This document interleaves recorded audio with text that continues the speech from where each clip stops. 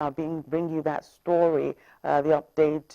The synagogue church building collapse, the death toll. The final one is given to us by the Emergency Management Agency, NEMA, has been put at 86. The Commodore Otegbade, who is the Director of Search and Rescue at the National Emergency Management Agency, said that figure was arrived at after reconciliation of all figures.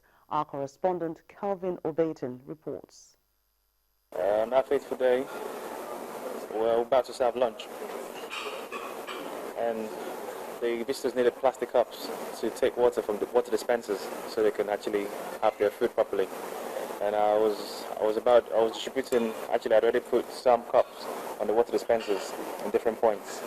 And I just finished with the fourth point, I think. And I just turned around and I saw on ahead, because there was a sharp sound to go with the straight crack. It just went right through, and I saw it, and my spirit told me this wasn't normal. And I just shouted Jesus, and I ducked.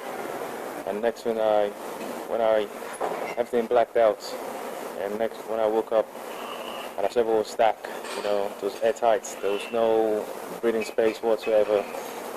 Temitayo Taiwo, one of the survivors of the collapsed 6-story building, narrating his story, but 86 others are not that lucky.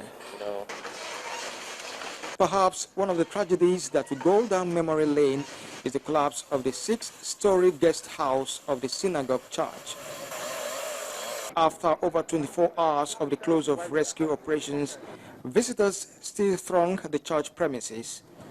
Behind me is one of the entrances to the church auditorium and other offices within the premises. We've been hanging around here for up to 6 hours. Dignitaries and government officials have been going in here, having closed-door meetings, and then coming out without talking to the media yet.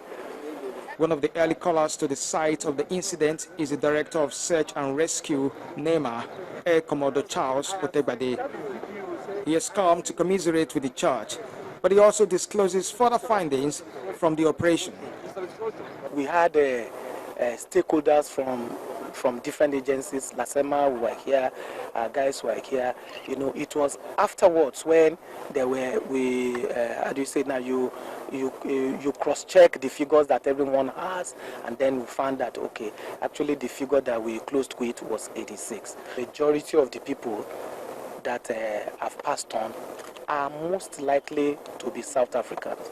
I'm stressing that word, most likely to be South Africans, just on the basis of what I've told you, that it is the wing that houses them.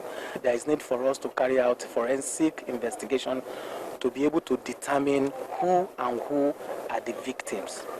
The Minister of State for Defense also met with the founder of the church to offer condolences before attending to questions from journalists.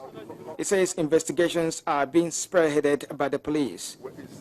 The incident is definitely under the jurisdiction of the police, and the police is the federal, belongs to the federal government of Nigeria. And we have one country.